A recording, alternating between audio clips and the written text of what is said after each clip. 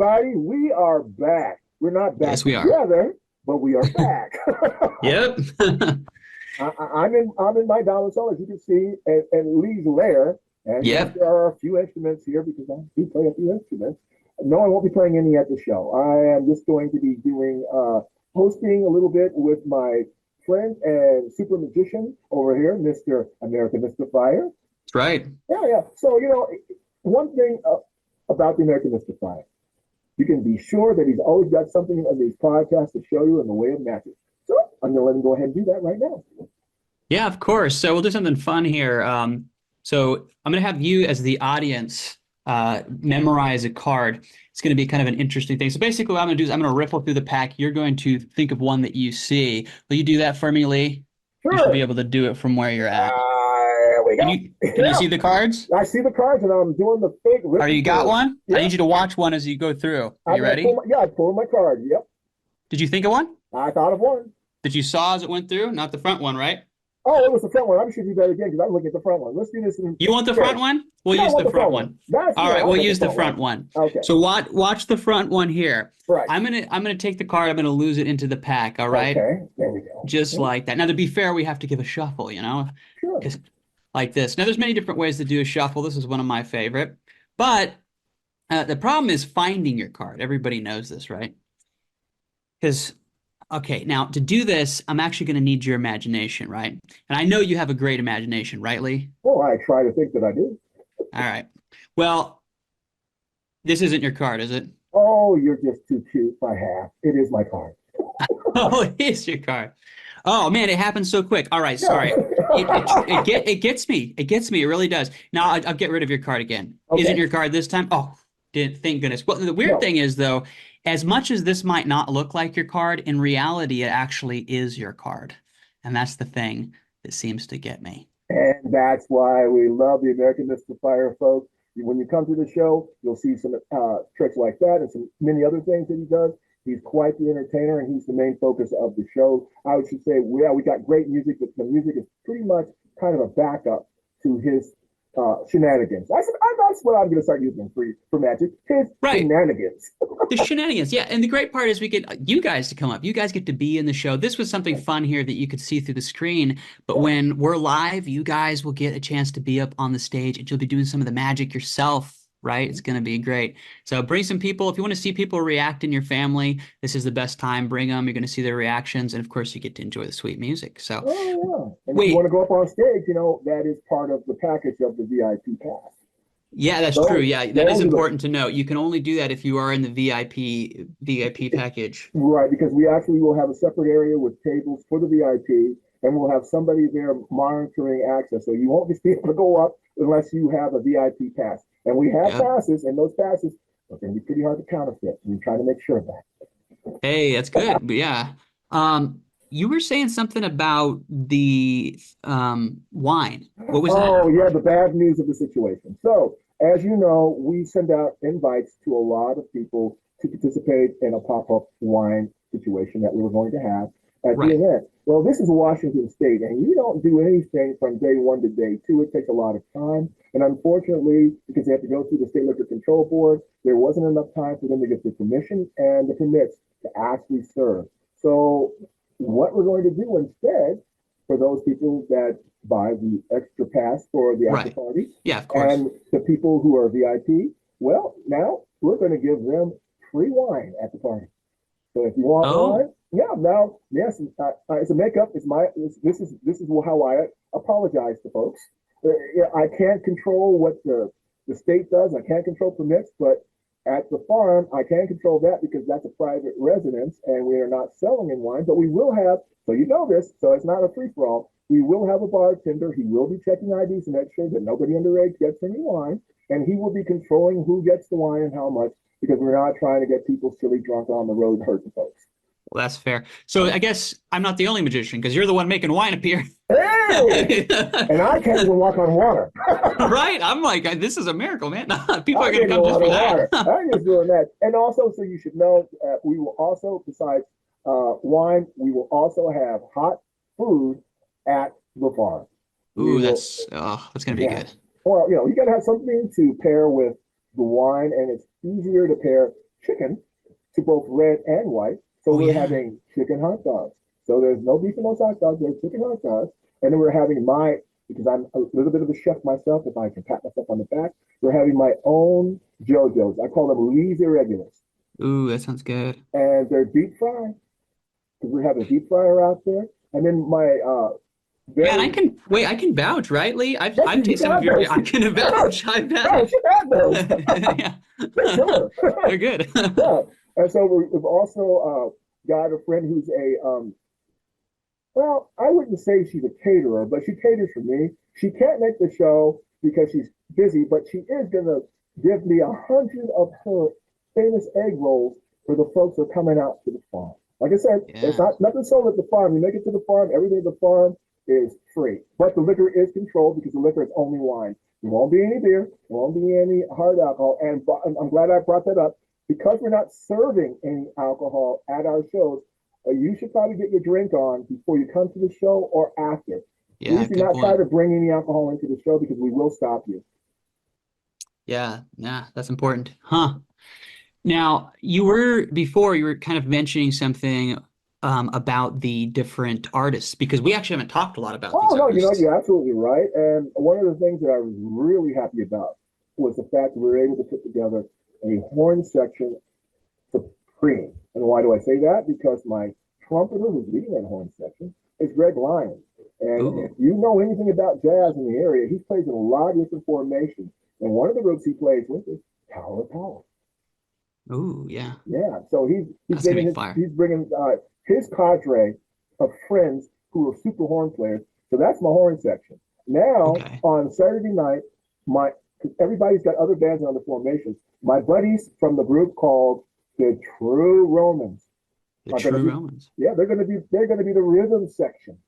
And Justin, who I call AKA Daryl Hall Jr., because he looks a little bit like Daryl Hall, and he's got that blue eyed soul down pat.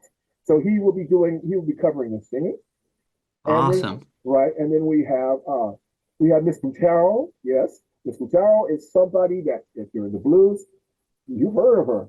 But if you haven't heard of Alison Butaro, you will hear of her at our group. She's going to be covering the soul and the blues singing, and she's going to be performing all 3 nights. You'll hear her in country, you'll hear her in soul, and you'll hear her in jazz. She's phenomenal. Let me see who else is big. Oh, and the biggest thing, I'm not trying to knock any other musicians. There's so many that I can't name that you will get to meet them as you come to the show and see how phenomenal they are. But the one Right. thing I did want to mention is we were lucky enough to score a friend of mine who is now has some time off from working in the working in the casinos. He's a lighting guy. Oh, okay. So our whole light show will be done by a guy who this is here goes that Tower Power connection again. Who's done Tower Ooh. Power? That Tower Power connection again. I love me some Tower Power. So anytime there's Yeah. Tower Power connection, I'm cool with Brings the that. power. Yep. So he's going to do our light show, and what he's done, he's developed these thin bubble LED panels that he's going to have displayed as a backsplash for our band. So he's going to be running those. He's got light towers. He's going to be putting on a heck of a show. The whole idea is we're not doing a concert, we're doing a show. And Yeah. if you're over the age of 45 and you're a Midwesterner, you know what I'm talking about because back then they still had shows in the Midwest where people would come through and you'd have jugglers and musicians and blah. Right. But times have changed, and when I say a variety show now, people, what variety show? What is that? Yeah. What is that? Surprise. Is that like a cereal pack or something? A variety pack of cereal? No, not cereal. Show. And so we're going to bring back that with our own twist. Yeah, and it's super cool that we are because like a lot of people like getting everything's done the same way, right? Like the nice thing Exactly. about variety shows is they bring that variety. They give you something different. Exactly. And that's why I know a lot of, the people are coming, that's what they're coming for. So, Right. And if you're coming to the show in January, don't forget that we also are trying to put together a show for February. yeah, that's right. Same time, maybe not the same venue, but the same location. That's my second home, so I like to try to keep it there. And people should understand that we're really not looking to tour the lower 48. This show is not designed to go to Texas or go to Alabama, although we have family and friends in both places and love them both. We're not designed for that. We're designed for the outback. When I say the outback in America, that only means one thing to me, that's Alaska. Yeah, so this Yeah. show, so the show was supposed to be in Alaska. We got, Yep. if you heard our first podcast, you understand why it wasn't. There's no reason to rehash that. But the idea is to do a few shows here to let the people in Alaska see what we're doing, and then to push on to. I mean, I don't care if we're going to Anchorage. I don't care if we're going to Kennewick. I don't care. Right.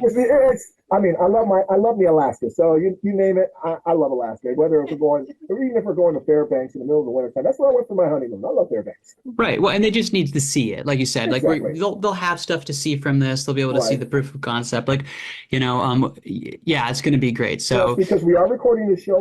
We are both recording video footage of the show. We'll have yeah. two cameras running. Well, I'm a video guy and have my own video company. So I'm going to take video footage of the whole show. We'll have two or more cameras running at all times on the show. And Awesome. because of anybody who doesn't know who I am, let me introduce myself. I'm a mastering engineer, and I'm also a recording engineer of the highest caliber. So what we're going to be doing for the show is every one of the tracks are going to be separated. We're going to be pulling a real, not a group live recording, but a real live recording that I can go back, finish up, polish, and work. So then we have merchandise and things for people who don't see our show to basically have a feeling for our show. So in other words, if you couldn't make the show, within 2 months we'll have another show, and then those two shows, once they're done, will be up online in 30-minute or 25-minute formats, just to really give you a little bit of the show that you can purchase.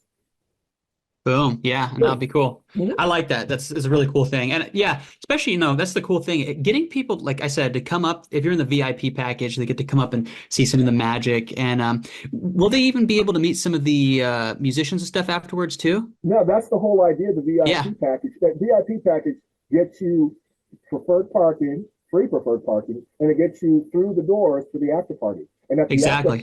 that's where we're at the after party. At the after party, we're not Exactly. working anymore. We're just hanging out. You can come up and talk to us. Tell us what you like, what you don't like. In general, go over to the bonfire because we're outdoors. We're gonna have a big bonfire besides the tent. And getting the video of, I think, is going to be great, right? Because like if they come with somebody special and then that person is, on the stage and they're getting like a good reaction or whatever, that's going to be recorded, and then exactly. you get to see who you got to meet, afterwards you can get a few photos of people, I'm sure, and then you'll be able to have like this memory that you can keep forever. So and when cool. I say sell stuff, as you can see, your ticket prices, we are kind of high. Actually, my ticket prices are not very high at all for what we're offering and where we're offering. Oh yeah. They're not. Yeah. I mean, people pay people will go, to all these different shows and pay way more, sometimes $300 for a VIP ticket. Right. And then they barely get anything. And here you're going to get so much, as you've already said. I mean, free wine, like, come on, dude, afterwards, like, that's amazing. Meet the band, free wine, free food, Yeah. bonfire, music. Are you going to have a band out there? No, there won't be a band out there. There'll be canned music. Well, you're gonna have they've already seen the band, so it's not like the end so of the world. we're not gonna try to compete against that. But I'm a tech whiz, so I'll have some M3 player that you will think is as big as a house and is as small as a mouse that'll pull some sound that you will enjoy. I love messing with people's heads. Hey, look, we're all things here, Louis. How you don't get the sound out of those things? You should have watched something. Oh, I should have. Yeah, you should have bought something better. You're an expert on this. Oh, I'm not an expert, but I know something small like that can't deliver anything. And then I kick that sound on, and I love to watch people's eyes as you caught them in a lie. You don't know what you're talking about, and now I'm going to prove you don't know what you're talking about. Wow, man, that thing's got sound. I've never heard anything like that. Well, that's because you haven't heard anything like that. I listen to something like this every day. Right. Yeah, no, that happens. Yeah. People are like that. If you're into technology, and anybody that knows me, there's one thing they can say about me, Lee's a tech head. Yeah, you have a lot of equipment in there. I mean, it was quite impressive when I first came over. I was like, what? It blew my mind a bit. But no, you've obviously done a lot of work with many different systems and stuff like that. So that's really cool. And as I like to brag, I was one of the very few people who can actually say that he was on the ground floor of digital audio when it started back in 1989. And I did A&B testing and translated. Oh, yes, translated from my second language, which is German, to American English. Wow, that is cool. Huh. Yeah. Well, is there anything else, Lee, that's super important to get out? I think that was most of the main stuff. Well, that was the main thing. The fact that we won't have any wine, which is the only alcohol we were going to have in the first place. But the good news is Because I can see people now, oh my Well, God. we do have wine. I mean, it's just Yeah, but afterwards. it's Yeah, active. it's not at the venue. It's not That's at the the venue. important Yeah. thing. It's not And at the the reason it venue. can't be at the venue, as I stated before, we're not trying to get in any trouble with Washington State Liquor Control Board, and they're very persnickety about stuff. So we're not trying to step on toes or get in trouble. So I'd rather just go without. So I can see people now, oh my God, no wine. I'm standing. Listen, what am I going to do? Don't worry, folks. I said no alcohol. I didn't say no beverages. And I did not say no That's food. true. In Yeah. fact, we have the grace of being able to have a catering service, Simply Garcia, that will be doing all of it, and they will be serving tacos, tamales, Oh yeah. fajitas, these hot dogs, and they will have all of the soft drinks and the water that you want. So you'll be able to get pop, water. You'll be able to have a meal, enjoy the show, and for those of you that are must have your wine, get your wine before you come to the show. Show starts at 6. Doors open at 5. Get your wine before then. And the show's over with at 9 o'clock. And one good thing about Leavenworth, there's plenty of very nice wine tasting rooms that you can enjoy after 9 o'clock. They probably don't, will be open for at least another 2 or 3 hours.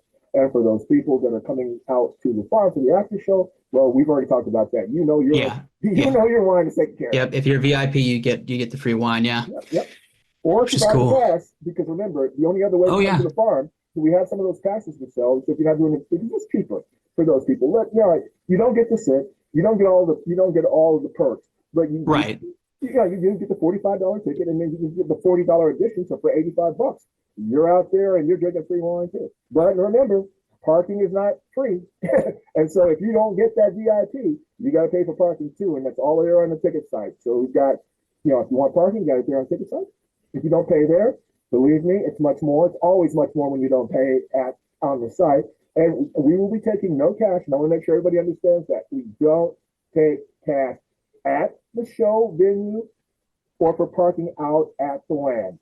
That's all got to be on a card or Venmo. So if you're a Venmo person, we can set you up. We can take care of you. Or if you've got a debit or a credit card, we can hook you up. But please don't bring cash. And there's a reason why we don't want cash. We're in the high mountains, and I know people don't like me to talk about this, but it's a true fact. We have a crime problem up there. Our crime problem is we have a lot of people who are addicted to meth. Methamphetamines, for those who don't know what meth means. And because of that, that highway that my property sits right in front of, US 2, it's got a nickname here in Washington State as Meth Highway. Oh, wild. Yeah, no, seriously, it does. And there's that problem. We have all sorts of problems out there. So I don't need to advertise taking money to people who are trying to find money. Yeah, that makes sense. Yeah. So that way, if it's all digital, you don't have to worry about it. We don't have to worry about anybody getting cute. And Yeah. I'd rather them not get cute because I don't like cute like that. And I don't react well to cute like that. And remember, you're on private property if you act cute. And I'm smiling because I'm showing my teeth, not because I'm smiling. Right. Yeah, like no. No, this is a country, not the city. And I may wear tennis shoes in the city, but I wear boots in the country. Right. Yeah. And that should tell you all you need to know. Yep. Yep. Definitely something you need to do if you're in the country. Yep. I'm not the Huh. guy that you think I am if you don't know me really. If you really know me, you go, yeah, that's right, Lee. He's out here in the country. He's carrying his boots or he's got his bow. Yeah, I'm not a gun guy. I'm a bow guy. Crossbows and bows. Why am I crossbows? I love crossbows. Why? I call them second chance. Oh, they're cool. They're cool. Yeah. They're second chance weapon. If you go out there and you're hunting a deer and you get some crosswind or something messes up your sights, and as soon as you do that, every deer goes, hi. And I'm going to tell my friends not to come over here either. See you later. Now, Right. if I'm sitting there with my crossbow or my compound bow, pull up. Wind must be blowing around here. Oh, well, go back to eating. Then I get my second shot. Whap! Oh, I probably shouldn't have eaten anymore. Oh dear. Oh, deer is dead. And no, I'm not being mean, folks. I am a hunter, and I don't hunt for sport. I'm not that guy. If I'm out hunting, I'm hunting to feed me or to feed other folks. I was raised Oh, that that makes way, sense, yeah. and that's the way. Yeah, that's why I have that Alaskan mentality. People in Alaska aren't up there doing that for nothing. They're doing it for survival. Oh yeah. And I have that same mentality. If I see something and I need to eat, that's when I'm talking about killing something. I'm not just shooting Right. just to shoot. No, exactly. It's super I don't believe in important. that. No, I don't believe in that, and I don't think any real hunter, I don't mean these game guys who think that they get their adrenaline rush and they shoot something from about 100, 200 meters away and call it good. Yeah, it's a little bit insecure, if you do it just for Yeah, that reason. It's like, what are you doing? Like, are you just trying to show off? Like, do you that's what feel you're and doing. you don't That's what feel you good about no, yourself? Like, that's what you're doing. And what I always like is those when the animals get even films when they miss, right, and the animal doesn't go running away, but the animal says, "Yo, you shot at me. right. Guess what? I'm coming to see you. Yeah. It's You like, can't get your gun up in time." yeah. The deer whips out a shotgun. No, I was kidding. People laugh, but I'm telling you, you got to be careful. Deer are not as docile as you think they are, especially in It's rutting true, yeah. season. You get around in rutting season when it's mating time, and you mess with a horned deer, guys, even if you got 3 or 4 points on his head, he'll put them into you. Well, isn't it interesting? I think the statistics show that deer actually kill more people They for sure here do. than pretty much any other animal. It's kind of funny in the United Yeah, States, yeah. yeah. I mean, through car accidents and through engagement. Yeah, yeah, because a lot of like there's a surprising number of people who will try to go pet a deer, Oh, and yeah, then it will kick them, they sure and will. they'll die. And I will tell people, did your friend see any sort of a stain like a stain on the fur, like a Oh, patch of stain? Oh yeah, yeah, he didn't know what that was. Well, that's rut, yeah, and he's yeah, in rut, and he's going crazy, and that's why because normally deers, unless you corner them, are not going to do anything. But when they're in rut, when you see those patches, yeah. get away, move away, run away, get away, because you are Interesting. not going to win that battle. If you miss, he's not gonna. And remember, you may have a gun or a knife, but he's got 4 hooves, a mouth, and antlers, and Right, weight, yeah. and weight Well, too. exactly. They're wild animals. Like Yeah, they're not. They look cute, but they're yeah. they're wild animals. Well, yeah. So again, as I said, I'm not one of these people who says every deer needs to die. But if I'm hungry and it's hunting season and there's an elk or a deer that's available, Right, I will bring it down. I will say my prayer because I would say a native prayer for anything that I've taken because I've taken, so I have to give something for what I've taken. I right. firmly believe in that, and so I'll do that prayer. And then if you don't know, I'm going to tell you. The next move is to grab those hind legs, wrap them, string them up on a tree. And I won't say what I'm going to do next, but we all know if you're hunters what comes next. Right. Yeah. Hunters Yep. know, and if you're not a hunter, I don't need to tell you. But if you're a hunter, you know why I'm hanging it upside down. Yep. And I'll just Yep. leave it at Exactly. You gotta that. drain it. Yeah. See, you said it. I didn't have to. Yep. Yeah. You have to drain them. I mean, you have to. Yeah. I mean, and then yeah. Disembowelment. Yeah, after the draining, the disembowelment.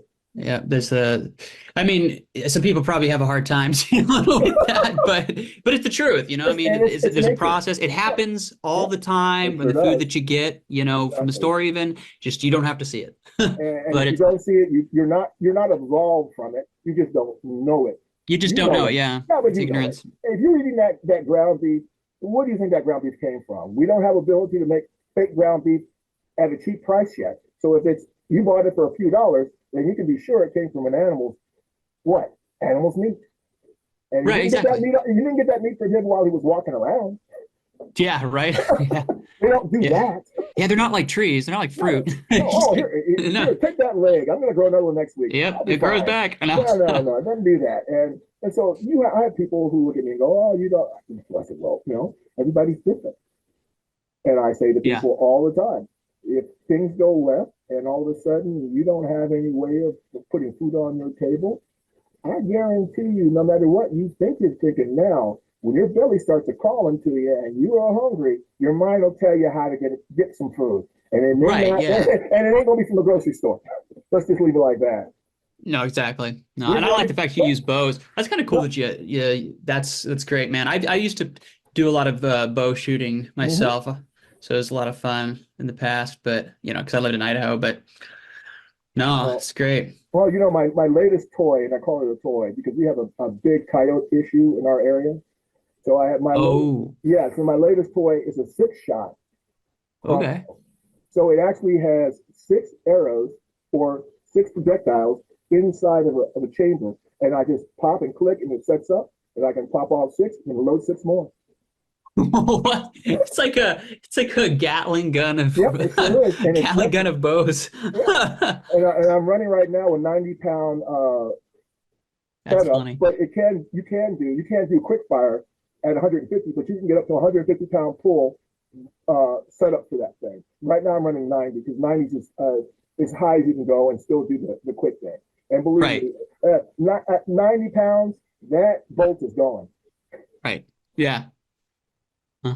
and hopefully right through a coyote and his friends. Yeah, you don't need any more of those. Those guys can Right. be a menace. And they are, and guns. I have people up there that say, "Yo, I got my dog, and I almost shooting." And I ask the question that I always ask: "So did you hit anything?" No. So did they run away? Yes. Did they come back? Yes. Right. They Yeah. know guns.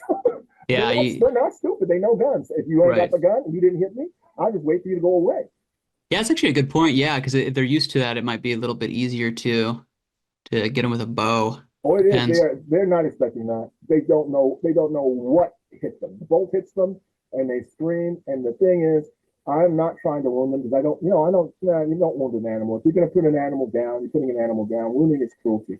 So I don't believe in wounding. Right. Yeah. And so when one of the coyotes goes down, the other coyotes see that. They don't know why he went down, but they know they don't want to go down, and they'll leave. And when a Yeah. coyote goes down, they won't. They'll come back every once in a while to smell if he's still there. They leave because they don't know what. But a gun, they've been trained since they were pups about guns. Yeah, they see them all the time. They're everywhere. Yeah. So they know what's going on there. But that's one of my new acquaintances. Yeah, we got a den right across the road from our house. And my husband goes out all the time with a gun. And you saw the den there, right? Yeah, because you're not getting anybody. So tell your husband to go get a slingshot or go get a crossbow. Slingshot is because it's kinetic energy, and they don't hear it coming, and it hits them. And if they don't hear it coming, they don't get a warning. And a high-powered slingshot is just as good as a low-powered crossbow, because in my book, 90 pounds is kind of low-powered. Yeah, because that is the thing about a crossbow. It's a little Yeah. slower, so Yep. it might be something they could get dodge or something.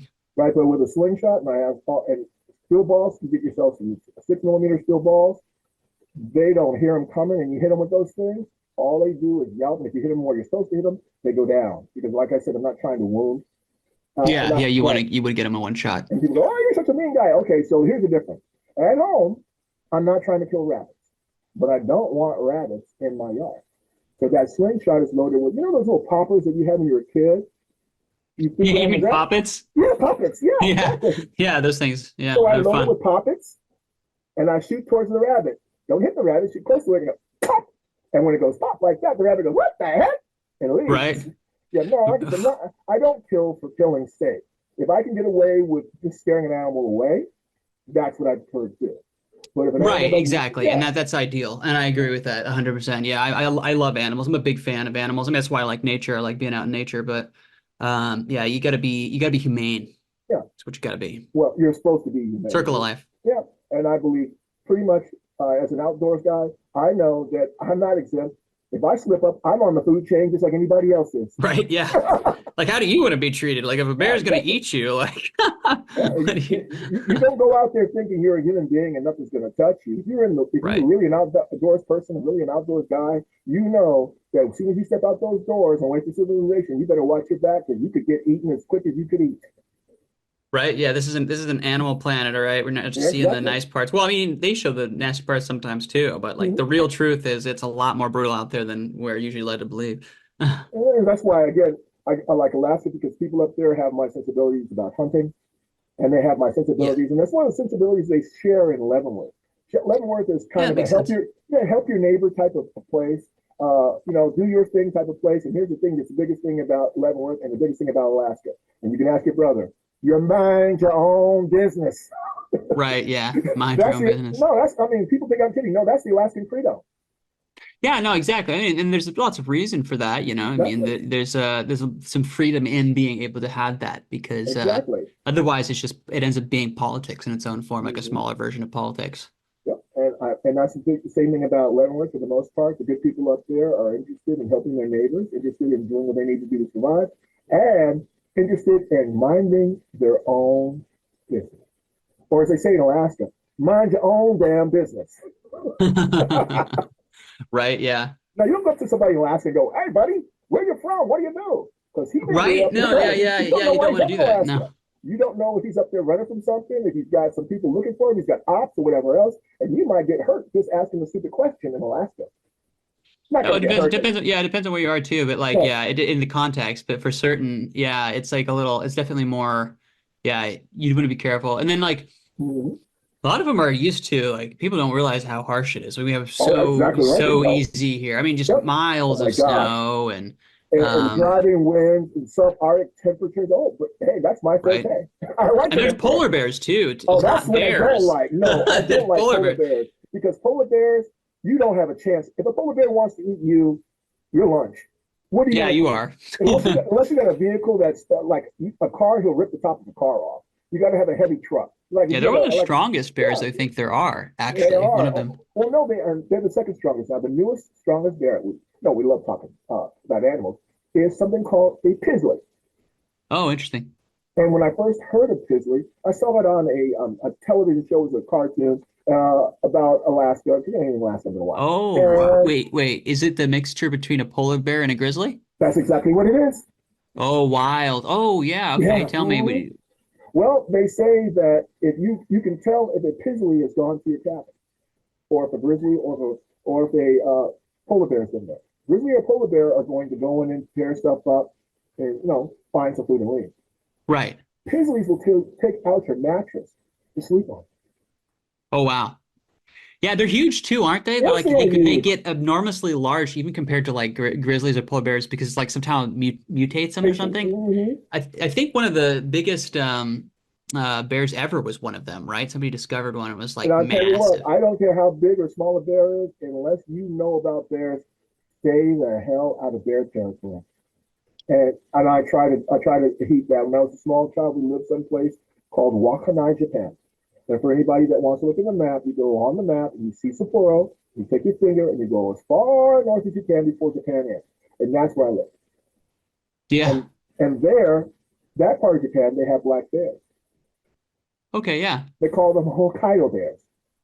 Oh, interesting. Are they They're different, like a different species? mm-hmm, very aggressive and they eat people. Interesting, yeah, because you wouldn't think of that about a black bear, like Not the right? Hokkaido bears are the biggest of the black bears.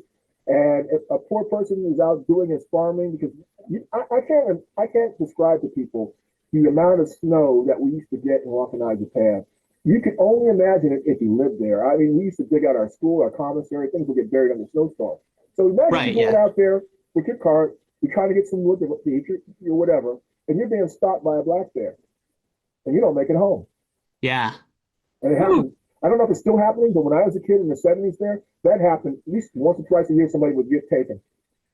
Wow, that's crazy. Because, Yeah, that is definitely a story. well, because people think bears don't sleep through the winter, folks. They may be a little bit more docile, but bears don't just go to sleep, folks. They don't sleep for No, nine. yeah, it depends. This is the biggest wives' tale. Oh, don't worry about the bears. They're not going to sleep. I can go in the same day with them. They'll be sound asleep. Yeah, you go in there for lunch, and you are lunch.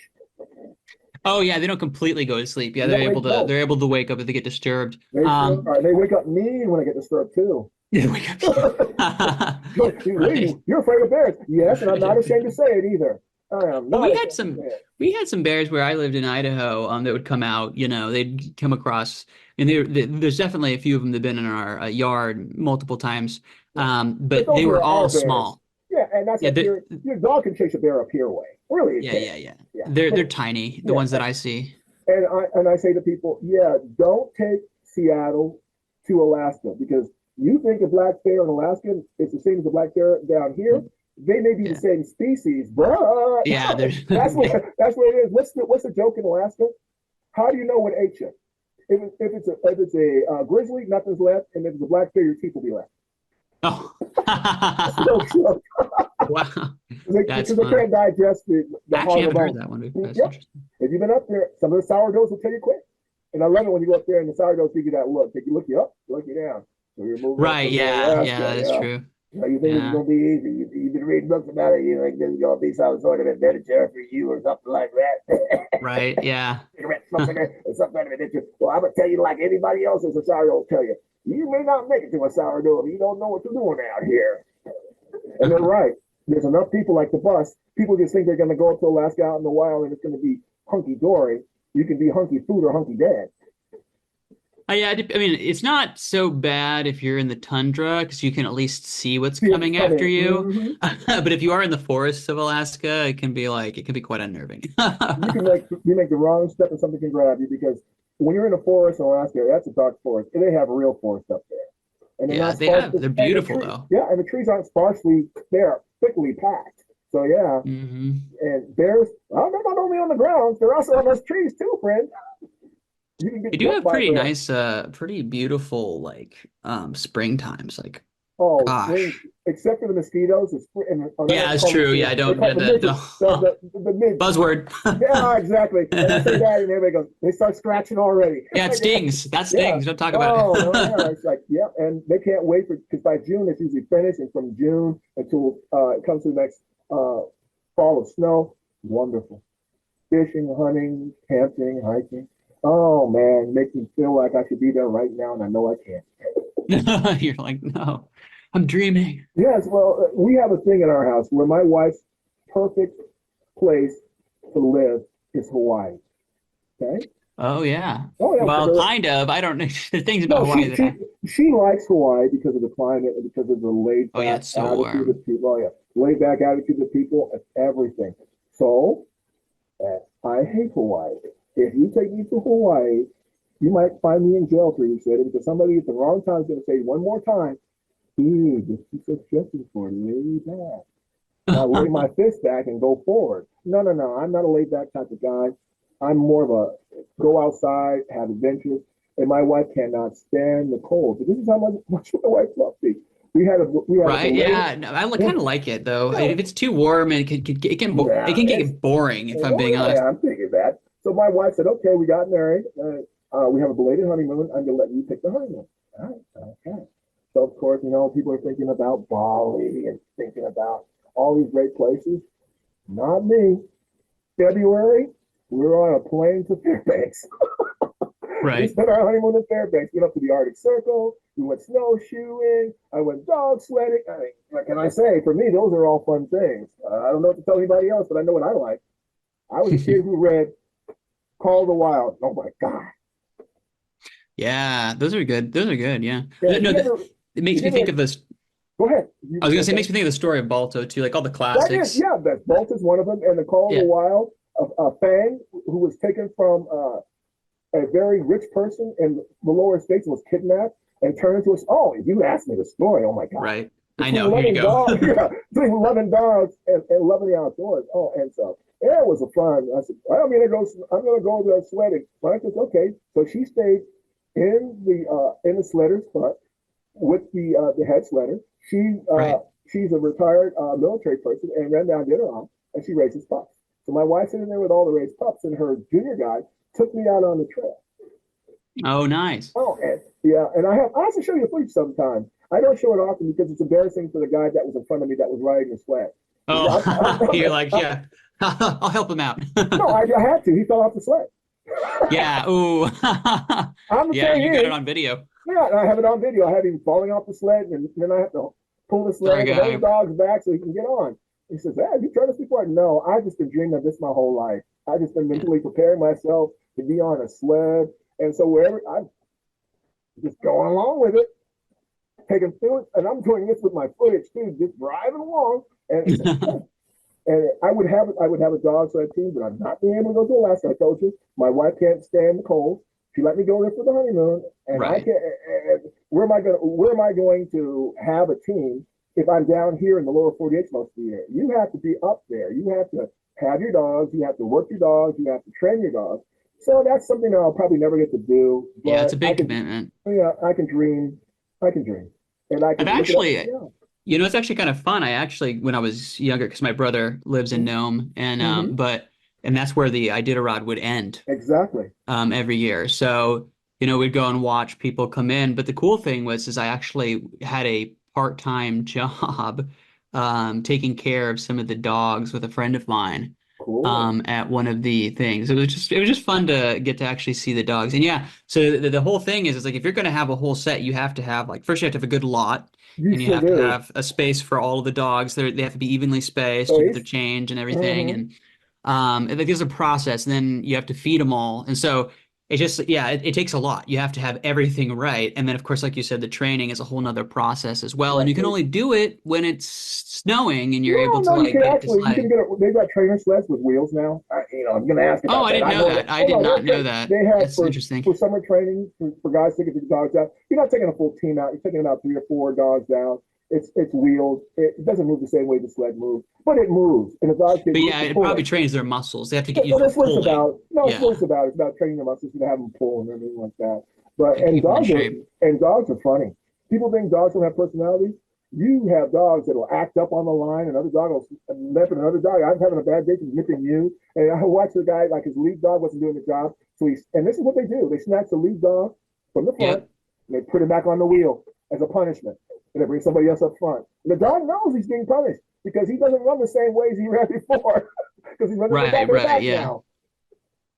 Oh yeah. Yeah, yeah, and it's kind of interesting because dogs have a personality of sorts too. Like there's some Oh like yeah. certain teams are better, like Hmm. certain dogs are better to have in the front. Like it's interesting how that Exactly. works. And a lot of times the leader is not a man. A lot of times it's a big female that's running everything. Oh yeah, that's right. I forgot about that. Oh, that's Mhm. interesting. And I always tell people, oh, you mean my male dog? I said, yeah, I've raised them, I've bred them. And I'm going to tell you, if there's a female around, she's going to be the leader of the group. She just is. The alpha female always is. The male may be the strongest one, but the smart one, the one who's making the decisions for the dog to do whatever evilness they're going to get into, it's usually her. Interesting, yeah. Yeah, come to my house and meet Sasha. She's usually the one that's causing all the issues. And poor Milo is just following the suit. Okay, well, I'm a big guy. Wherever you want to go, little girl, we're going to do it. Right, yeah. Yep.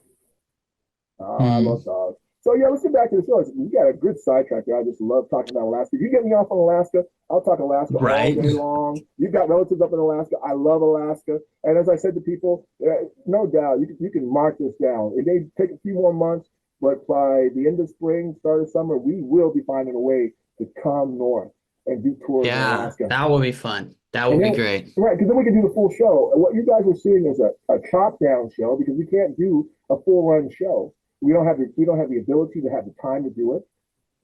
Leavenworth is a very quiet town. Even if you went to the last minute, you could have an event. 10 o'clock would be the end of your event. Yeah. Alaska, end of what event when? Wait, what? End of what? In your event when for what and for why? You can go Oh yeah. forever in Alaska. Yeah. And the idea for Alaska, the idea was to have 6-hour shows for Alaska because those people need that sort of entertainment because it's not every day they get something like that. Oh, especially during the winter, Yeah. like it's so, being dark for such a long time, you want to get out and do stuff. Like And it just yeah, makes you itch. You're and like, I that's have to why do something.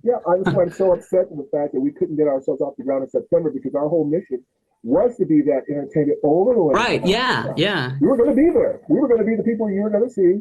I know. I'm Uh, so excited for yeah, that. every 6 weeks or so, we're going to pop up in one of the major cities. But hey, you can't Boom. do what you can't do. And when people say internet's your friend, well, it wasn't my friend. It was not my friend. It was not Right. the show either. And so now, and I want to give a shout out to those people because I, to this day, just test them, and they're called Newfold. You should know Newfold is buying up a lot of small, very, very good companies. They bought up Netphones where I was at. Didn't know it until it was too late, and I got their service. I love Netfold. Netfold. Why do you like Netfold, Lee? Because Netfold's philosophy is the customer is not always right. So if you got that sort of a philosophy, you can already tell you how you're going to treat your customer. Oh, yeah. And that's why I tell people, if you see Netfold associated with it, get away. Right. Yeah. I have the experience, the real experience, documented experience that I can more than happy to tell you about if you want to ask me about Netfold. No, Yeah. Netfold. Yeah. Now That's now what horrible. exactly happened? I kind of forgot the detail because I remember that because you were trying to work with them, right? And they just didn't Okay. like Yeah, just started. Yeah. they had an issue that they weren't honest about. Okay. I have an off-site account with Microsoft. I used to work for the Microsoft company. Okay, full disclosure, right? Through a contractor, all full disclosure. So Right. I always kept in a Microsoft, even if it wasn't the professional account. I always kept an account with Microsoft. So when we got ready to do the SEO, which is the optimization push, search engine optimization push for the console, we're going to try to get a big push. We needed to change our password to let this company get in. Right. So So, right. So we were changing our password, and our password didn't change. We got locked out. So I said, ooh. okay, send me an unlock code to my offsite, which was my MSN account. Right. And I waited. And I asked again, and I waited. And then I asked again, and I waited. Now we're on day 4, and I haven't gotten a code. I keep getting responses like, oh, we're going to take care of this. We're going to do this, Mr. Dancy. We got this covered. Basically, what they were polite lies. They Right. were just straight out polite lies. So no matter how I would go about it, oh, no, if you have when you originally opened this account almost 15 years ago, if you still have that, we can, you still have that paperwork. The IRS does not require you to keep paperwork for 15 years. So who does? Right. Well, I can go back 5, 6 years. No, we need to go all the way back.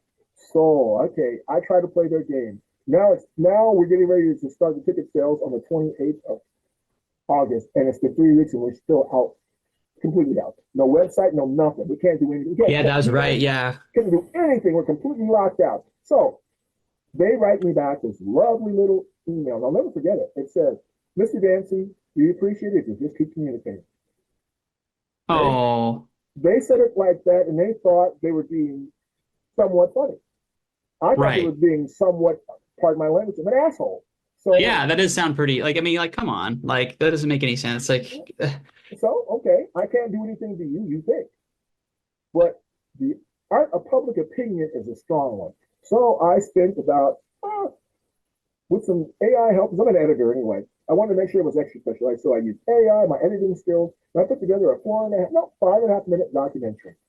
And I put that documentary up on the site, on the Sample Seattle site on Facebook. If you'd like to, it's stuff. I'm never taking it down. It's still up there now. You can see it. And yeah, you can go take a look. Yeah, we'll give all the information. Yeah, it gives you all of what we went through. And let's tell you how the story ends. Okay. I put it up. I send them a link. Oh, 2 hours later, oh, Mr. Dancy, we can help you now. We can help you, Mr. Dancy. We can help you, okay? They started helping me, even with their help. It was still a week and a half before we did everything straightened out because they really had screwed stuff up. And then I had forced them to tell me the truth because there's no way this is just an accident. No. What happened was Microsoft pushed an update. Okay? They pushed updates all the time. Yeah. Right? And through one of their updates, they got on the wrong side, and so they were barred from being able to get into any servers from Microsoft. Now, as an IT guy, I understand all of this. Well, if they would have told me all of this in the first place, we could have worked together. Because eventually what we had to do anyway is eventually go to a brand new created email just so they could do that. We could have saved 2.5 weeks. We could have saved 3 weeks. We could have been in Alaska, and we wouldn't be having this conversation now. We'd be having a conversation about when we're we coming back and how much fun we had. But then, you know how things go. Because of that, we get to go to Leavenworth. We never, believe me, even though I had land up there and I love Leavenworth, if this would have gone in the first place, we wouldn't have thought about Leavenworth because the show was designed for Alaska, not for the lower 48. But because of everything that happened, now we're able to bring our show to at least my second home in the lower 48. No, folks, I don't really see this show now. Eventually, what we want to do, and this is the eventual thing, eventually you want to think of Cirque Soleil. We want to start having eventually 4 or 5 touring shows going to different places. It's like Cirque Soleil does. Right. But the proof of concept is we have to get it off the ground, and we're going to do that in Leavenworth. And as I say, Alaska, I'm pointing at you. I'm coming to see you, Alaska. You're like, Alaska, I've got you in my sights. I will get there. Because I have folks up there that I want to go visit again. I've made some. Me too. You've got family, and I got some new acquaintances up there. I'm hoping to make friends. And I got a new hangout spot in Eagle River that I got to get back to. Do you know much about hockey? Me? Yeah. I'm not I mean, I know vaguely of hockey. I'm not a huge sports fan. Besides, I used to play soccer a lot. Okay, that was about it. Yeah. There's a term for hockey players: odd man's run. Odd man's what? Run. Okay. Yeah. And which means that you have a power play going on. You've got numbers. So you're 3-2 or 3-1, so you've got more than they've got. So it's a good time for scoring. So that's an expression. You've got an odd man run going down, so it's a good chance for you to score. Well, that is the name of the brewery. Oh, that's cool. In Eagle River, and great place. And you're a big drinker. Occasionally I'll drink a beer. It's German because I'm kind of a snob. But the reason I like them is they make their own root beer. Oh, they make what? Their own root beer. Oh, that's cool. That's kind of fun. All right. Yeah. And it's good, right? Yeah, and it's very good. And they can it. And you can get a quart of it in a can that you can take back, which is what I did, 2 cans of it, brought it back to Redmond, and shared it with friends because it's not. It's more of an adult root beer, so it's a little licorice, not so super sweet. Oh, very tasty, very tasty, very tasty. Yeah, that sounds good. I like root beer. Mm-hmm. So I say you start talking about what to do in Alaska, I'll start telling you where to go and who to hang out with. The one thing I can tell you about Alaska, and there's nobody that's going to call me a liar. The food Right. in Alaska sucks. Oh, well, I mean, yeah, Not if you if make you're somebody not in sucks. Anchorage, Anchorage Right. has some good places, but that's about Well, it. I even talked to people in Anchorage. I was in Anchorage, and they said, "Not really." He said, "Yeah, for Anchorage, it's good, but you're not going to get any. There's no such Oh yeah, I thing mean as it's not legendary. You're not going to right. get Yeah, there's something no thing in like, Michelin one. Seattle certainly. Yeah. You're comparing this to Seattle. Remember, I grew up in Idaho. So for Okay, you, so for yeah, for me, you, yeah, for it's you, like whatever. woo, But yeah, yeah, comparing it to some place like Seattle, yes, yeah. definitely. There's no way you can compare the two. Yeah, but yeah, to me, it's like I mean, yeah, if you go out, but most of Alaska is not like Anchorage. So like, No, and that's most of what I like. My favorite city is not Anchorage. Anchorage is a jumping off point, right? right, yeah, yeah, exactly. No, I get that. Yeah, like I said, my brother lives in Nome, so like, I mean, I'm that's what I'm used to is like no trees or anything when I go up there. But you know, And I uh, like Fairbanks. Fairbanks is my cup of tea. That's yeah, why I did Fairbanks is cool. Yeah, no that's a nice wind in place. no wind in Fairbanks. Yeah, People think I'm yeah, kidding. yeah, yeah. No Compared wind. to Anchor, or not Oh my Anchorage. God, Compared yeah. to Anchorage, definitely has wind, but Nome is even worse, Well, I dude. know. Oh my God, There that's are coming out on days. the water too. Oh boy. And that's why I like Fairbanks. Actually, the ski area in Fairbanks, where it sits at, is actually 20 degrees usually warmer than Fairbanks is. It's an odd place.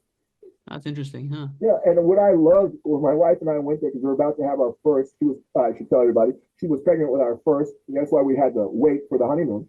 And we started to see all these kids, and all these kids were out at the elementary school, and it was minus 15 degrees, and they're just having a good time. They're all bundled up outside, throwing Right, snowballs, playing. And I looked at my wife and said, "This is climatization.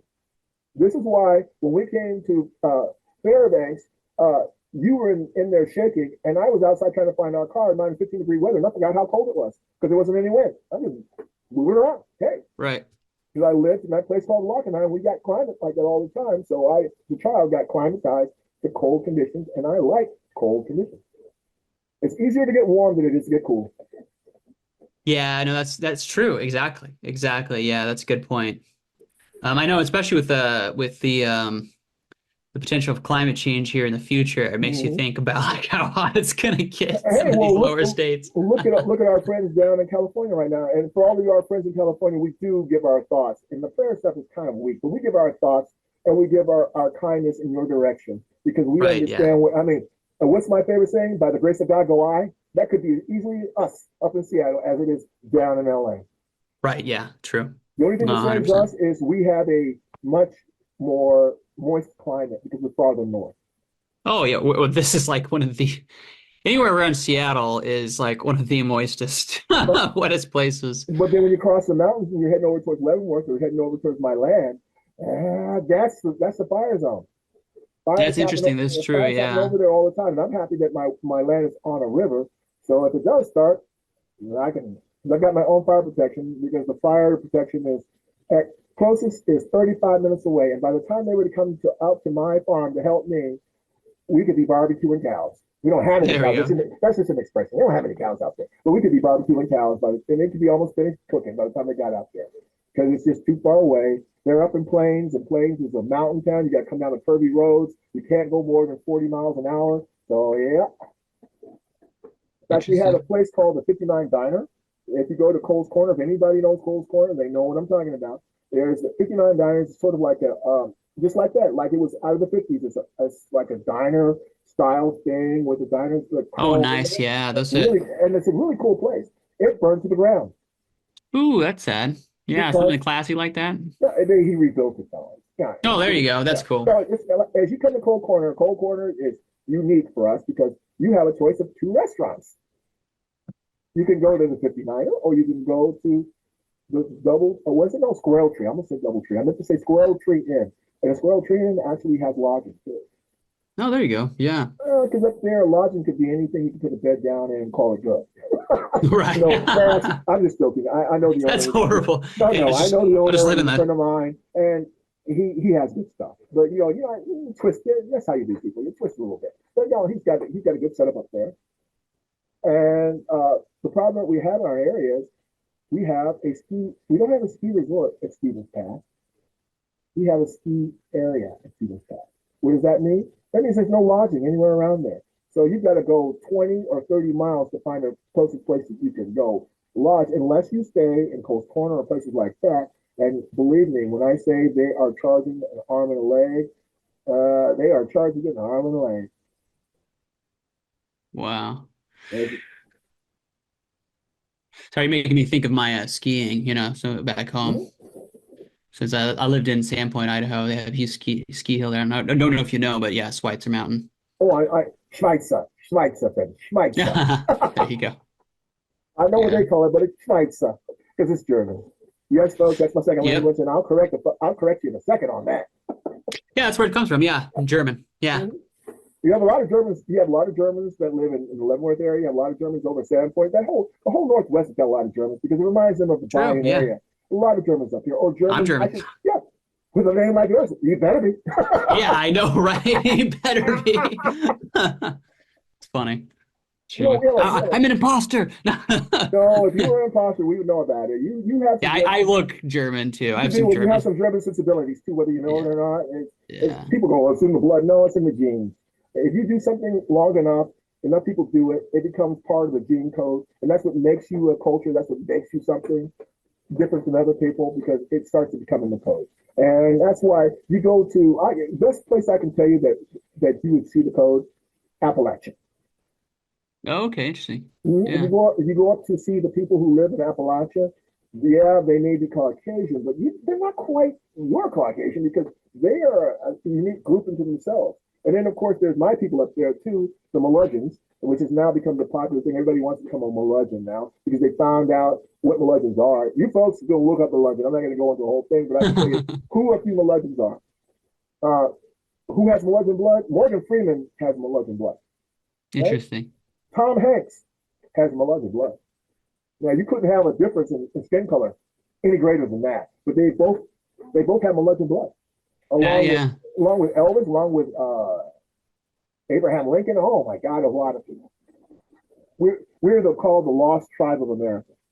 The Lost Tribe. Oh, that's Look cool. it up That's if a you nifty look it up one. in the Lost Tribe, it'll say, "Oh, I'm a legend. I'm a Lozong," depending on who you talk to. Because if you're saying it right and saying it French, you're not pronouncing it the way they pronounce it up in the hill. And it was really funny that my wife actually lived in Asheville before we got married, and she actually rented her house from Melendez. Interesting. Yeah, Yeah. and her family's Taylors, and Taylors is, and we know that now because of her bloodline. She's got Melendez bloodline too. And I said, isn't that funny that two people who didn't know each other get together and they both have Boom. they both have Melendez blood, and both are military brats. I mean, I couldn't have asked for a better one. Yeah. It's magic. Well, Just happened. not every day, but most days. It's marriage. Right. There's no Yeah, it's true. Let's be marriage. honest. Please, Marriage. it's marriage. You get Everybody just married, wants to think marriage is magic. But the it's hard folks work. no, it's no work unless you want to stay together. If you don't want to work, you don't have to. That's why people get divorced every day. Yeah, exactly. If you want to stay together, you got to work at it. It's not a given. You got It's to want true. to be together. Doesn't matter what it is. That's Yeah. true for anything. Like it's like my passion. I love magic. This is what There I you go. do. I mean, I still have to work at it. I still have to try hard. I have to face, problems will arise and I have to conquer them. So that There you doesn't mean go. I don't enjoy magic. That doesn't mean I don't love it. Yeah, there you go. And with me, people go, "Golly, you're such a funny guy. You're a comedian. Did you know that?" I go, no, I had no idea I was funny at all, ever. It's like, why am I funny? I'm funny like most people who had tragic childhood are funny. That's my defense mechanism. Like most people Seriously, have tragic job. no, no, it is. If you ask anybody, there are two types of comedians. There are those guys who learn the skits, went through all the training, Right. yada, yada, yada, yada, yada, and then everything's about timing, yada, yada. And then there are the guys who had a crummy life and Yep. talk about their Yeah. life, and their life seems to True. be so hilarious. The best comedian that exemplifies that to me is Richard Pryor. Do you know his story? Oh, really? His grandmama was a madam. His dad was a pimp, and he was raised in a whorehouse. Wow. Yeah, I didn't No, realize no, that's no, no, extreme. no, no, that's his, and he tells stories about that. Yeah. No, that reminds me of a good friend of mine. I have a friend named Levi who does magic, or not uh, magic, does a comedy, mhm, and he said the same thing. So it is a bit of a hard life because he has a condition. He actually has a spinal problem, so he's like bent over. mhm. But he is like one of the funniest people I know. But he had to Yeah, deal with that, you yes, know, his like sense of humor is yeah, he just embraced it. He said, you know, this is a hardship life has dealt me, and yeah. you know what? Hey, I'm gonna live life happy anyway.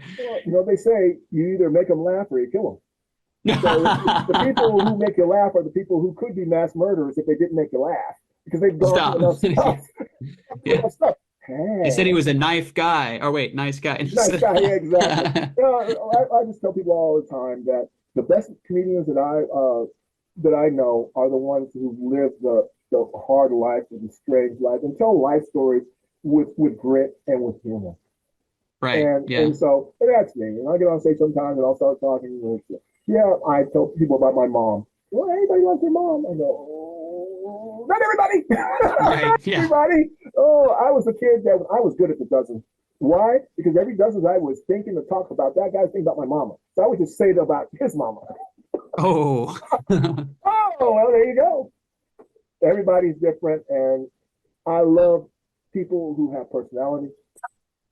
I love people who want to find something in life, something that makes them go forward, something that drives them, something that, Right. yeah, Yeah. well, Passion. yeah, that's the word I'm looking for. Somebody with They have something that gives them, you know, especially if they're creative. there you go.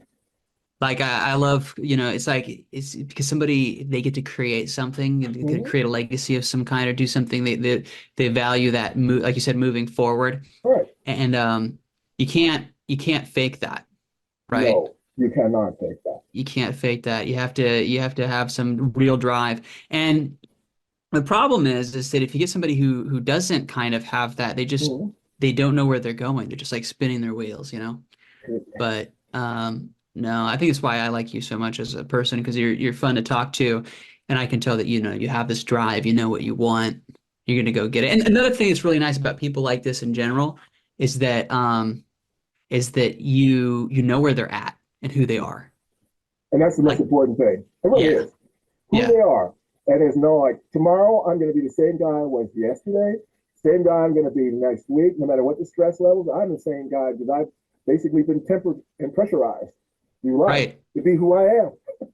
exactly, yeah, exactly. And in that yeah, there's consistency, you know, and then the cool thing about that too is, but when you're with somebody who's like that, is that you can both find good win-win situations, Mm-hmm. right? Yeah. Like it's much easier to be a team player with somebody like that. I don't know, it's just something that's interesting to me to think about because it's like sometimes you'll meet people who just, and you can tell they'll say the things, which it's funny, you know. It's like I'm here for a good time, not a long time, you know what I mean? But it's like, Yeah. well, you know, are you really having that good of a time if you don't Yeah, want to be exactly. here for a long time? Like. That's right.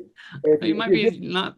yes, you're basically parroting the words that people want to hear and not doing the action that goes behind those parroted words. Right, yeah. I'm gonna climb Mount Everest. Yeah, John's been saying that for 20 years now. Next week I'm going to Mount. I told you next week I'm going to Mount Everest. I got my ticket Right. right here in my hand. Yeah, he'll go to Yep. Mount Everest all right and sit at the base of the mountain and look up. Hey. Yeah, he ain't that She guy. just gets like a lawn chair, just lays there. Exactly. And you talk about the guy who's got a gut out to here, drinking beer as Right. quick as he can put it down. Yeah, he's going to Everest. Like, yeah, he's going to Everest, all right. To go look up at the mountain from his lawn chair, he's described. He ain't climbing nothing. Yeah, it's like, oh, to have to actually do something? I don't know. Yeah, y'all got my favorite brand of beer here in this land that you all call what do y'all call yourselves here? I know that's Everest. What y'all Tibetans, Tibetans, Tibetans, or what are you? No, friend. Uh, no. You want to have a Gorka as your guy, and they can look at you and say, "Oh, this guy's." Right, yeah. They know. Oh, not even, not even. And now it is so horrible. Have you seen what's going on now? It's almost like a conveyor belt. So many people want to go up to Everest now that they have got people with 50, get you 15 minutes up and Right, come back yeah. down. Yeah, it's become very, I mean, it's such a tourist attraction. It's what it really has become. Yeah, Which I mean, it's fine. There's nothing necessarily wrong with that. I mean, I'm sure it makes them money, but like, yeah, in the past it was more like, you know, there's the upsides and downsides. In the past, like it was such an accomplishment. exactly. Now it's gradually become like less of an accomplishment. And I mean, it still is if you go all the ways to the very tippy top. Yeah. But a lot of But people don't get there anymore. yeah, no, people don't. But yeah, they want to just say they did it. So they go Yeah. and they just climb part of the mountain. But Yeah. yeah, yeah, it's kind of unfortunate. Yeah. But at And the yet, same time, less people are dying, right? I guess. It's a I good hope part. anyway. But there's people are still dying from, they had a big accident a couple of years back where a bunch of people died because they couldn't get down quick enough and they lost oxygen Yeah, yeah, no, that's a huge problem up there is the oxygen thing or of people lack dying from thereof. oxygen. Yeah. Yeah, just suffocating Yeah. basically. People get hypoxia all the time up there. It's what you I got to be in shape. mean, on the upside, your corpse will last a long time. No, I'm just kidding. Yeah, yeah, that's true. That's true. And they don't have polar bears up there to eat you, so If you they may care, say, yeah, if you care about staying, looking good afterwards, now yeah, there you go. Like I said, the one upside. there's nothing to eat you, and you're frozen in the snow. Like I said, yeah, you couldn't do that in Alaska because somebody comes dig you up in Alaska and come eat you. Yeah, it's true. Yeah, you would get eaten in Yeah, Alaska. I smell something good in here. Let me go down there and get it. What Nobody's about the put up with it. Yetis? What about the hidden Yetis up Well, in? No. if the hidden Yetis are there, that might be a good indication for them to come out and let us see them. Hey, did Yeah, you guys stop I dropping know. bodies on our front yard? We are the Yetis. This is our note. This is our yard. Take your body someplace else. I'm waiting for that. If the Yetis come out, I Yeah, want to there see the hasn't been Yetis. a Yeti revolt. It's really hard for me to think that they're there because there's no Yeti revolt. Like, come on, after all the pollution nonsense, Huh.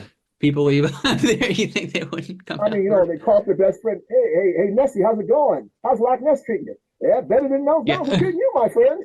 yeah, yeah, Nessie. If you're gonna go, you're gonna go. Because And they're like, oh, the dinosaurs died out. yeah, yeah. Now we're gonna die out. Well, no, I really, my favorite song, and I'm going to eventually get it into the show, and most people haven't even heard of this song, but have you heard of this song? I don't know. 2525. 25, 25? Mm-hmm. I haven't. No, I haven't. It's a song about the future. It was sung way back in the 60s. Oh, really? Yeah. It's a very cool song because you start listening and it says like in 2525, if man is still alive, if woman has survived, they may find. And then it goes to the next century and talks about that. And by the time 86 comes, we won't have to have babies anymore. They'll come out of a long black tube. Oh yeah, 2525.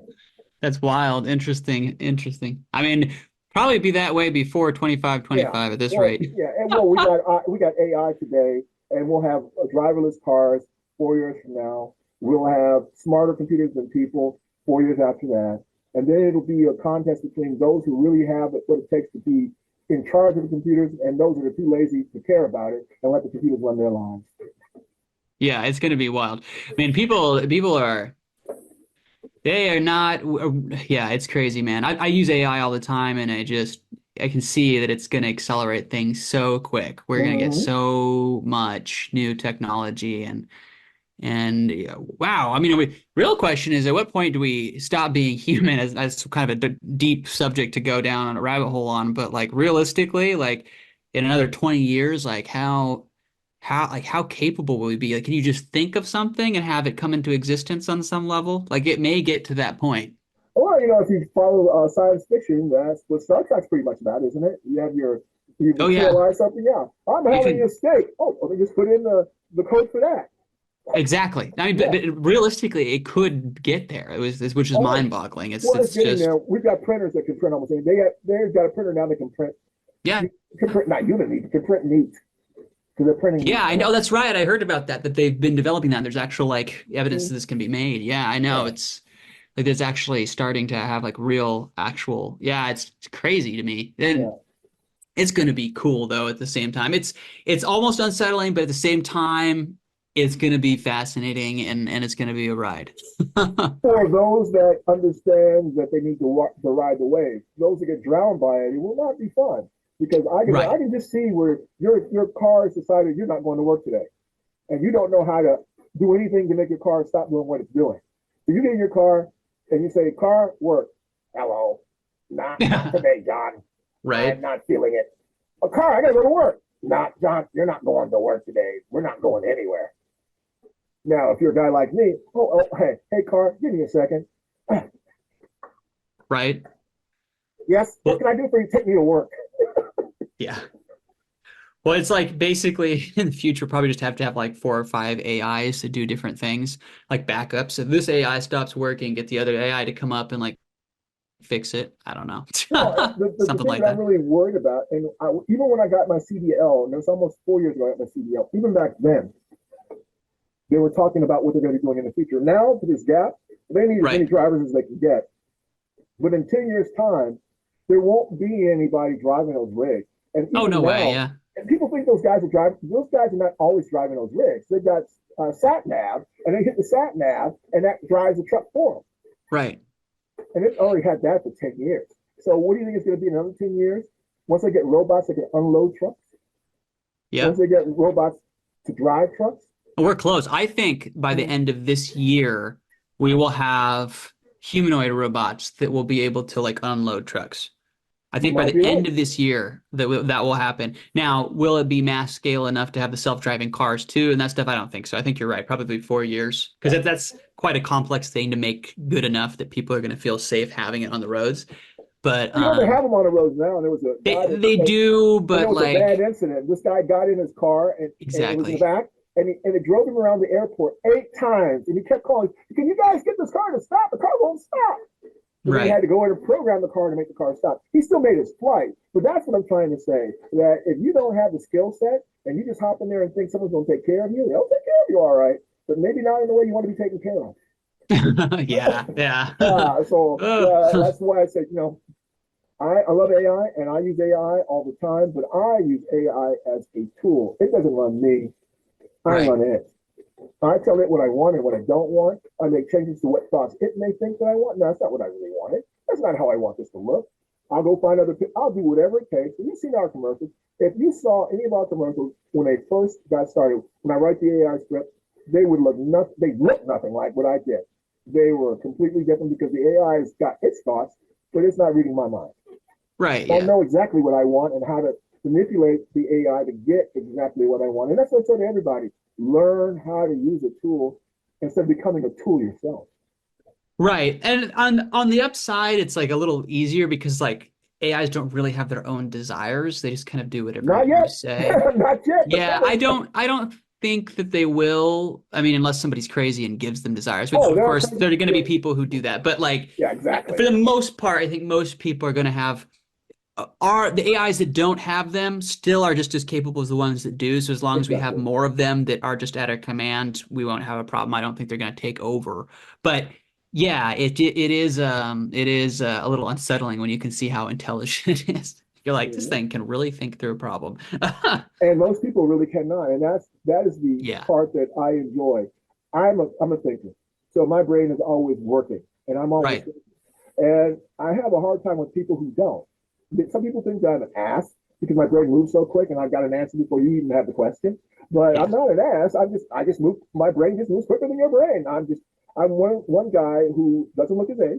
Again, folks, look at me now. I'm saying I'm 66, but I'm 67. I know I don't, and no, I don't dye my hair, and no, I haven't done anything. This is just me. Yeah. And my brain works at capacity all the time. And so sometimes I'm thinking of one thing and I'm working two other thought experiments over here, doing something else over there. It works for me, not for Right. everybody. Yeah, I know. I always forget that you're 60. It's Yeah, I know. funny. Most people do.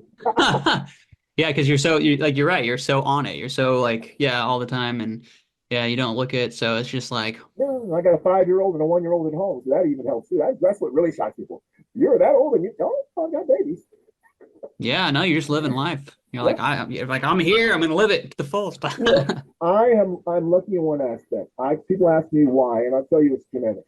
And how does it work? Yeah. Okay, so this is how it works. My grandfather, okay, so everybody that doesn't already know, his last name was Monk, and he was the uncle for Thelonious Monk. That's why Thelonious Right. is my Yeah. cousin, right? So their side of the family dies young. So Thelonious passed away at 64, his father even sooner. His brother, though, and his genetic line, no. My grandfather lived to be 105 or 82 when he died. Yeah.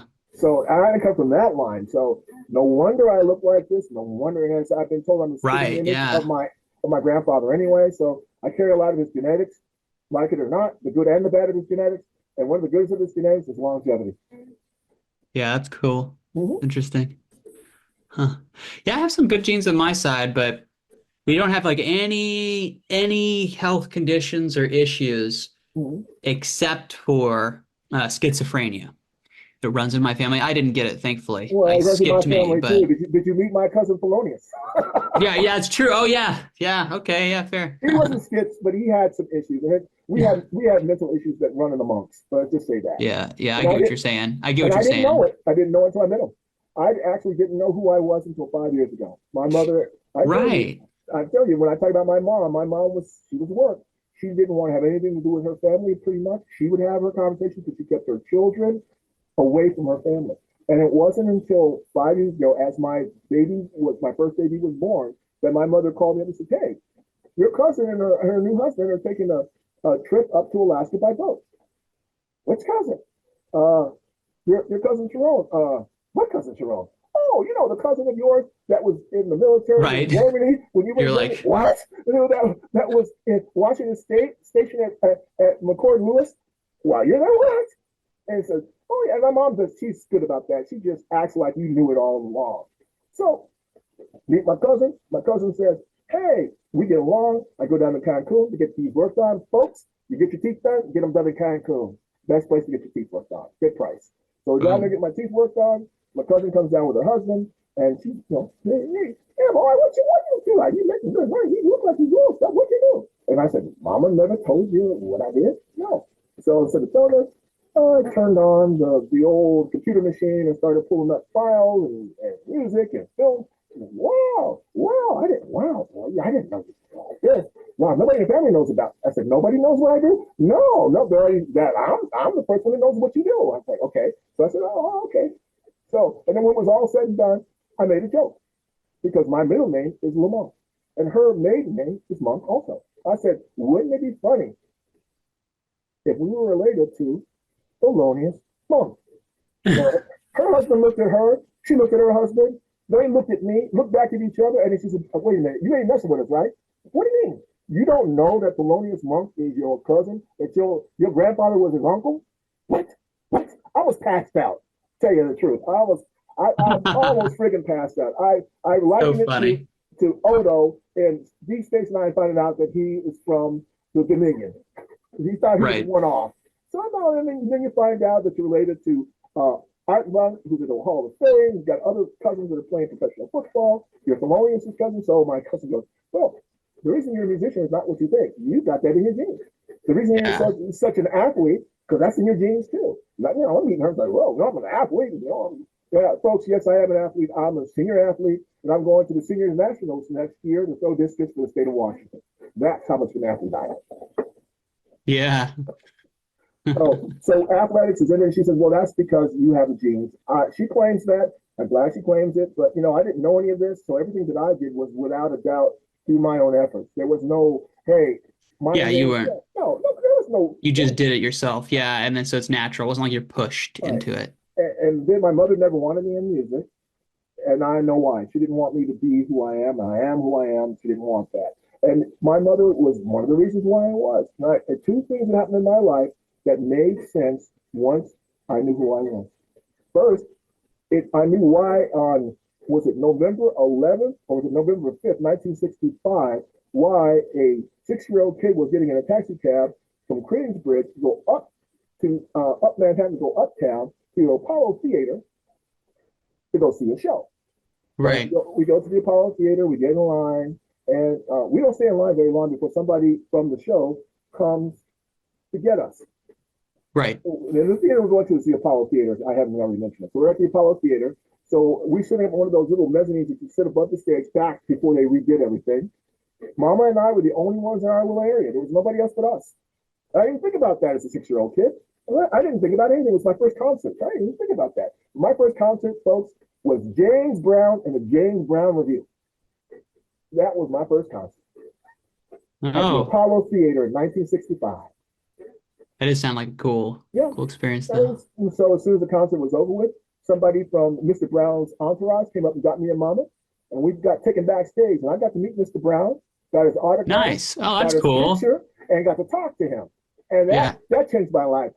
At 6 years Yeah, old, I I can see already that. knew what I wanted to do. I didn't know how I was going to do it, and my mama sure didn't try to help me, but I knew I was going to do that. And the other incident that started to make sense when I knew who I was, when we were stationed overseas, as I told you in Wachanai, it was a joint Air Force and CIA base. It was a spy base. It's called communications base or radio station.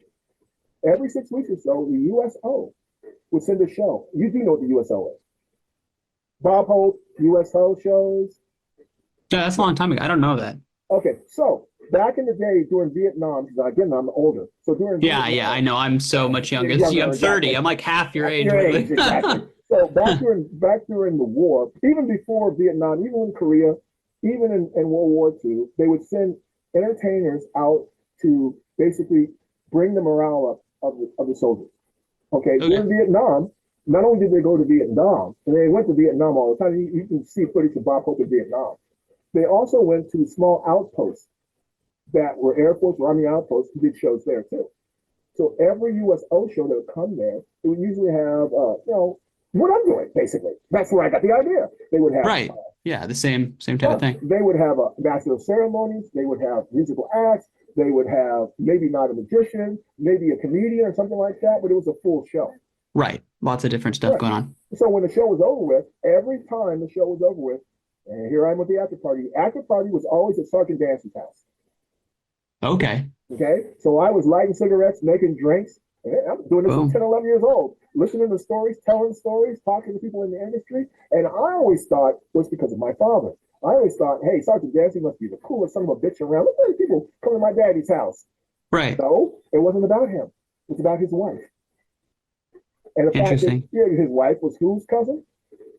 Yeah. Thelonious Monk. Thelonious Monk. Yeah. And because of Thelonious Monk, because I heard in the cab in the ride, I didn't put two and two together until I was much older. I don't forget stuff, but I couldn't put it together. My mom said my cousin did this for me, and I had no idea who that cousin might be until I found out who I was, and then I Right. understood why it was. Mom and I got our own little area. Well, I understood why this kid from nobody knows a 6-year-old kid, why he got to go backstage and got to hang out with James Brown, because he is jazz royalty. Even though I didn't know I was a little jazz prince, I was being treated like a little jazz prince.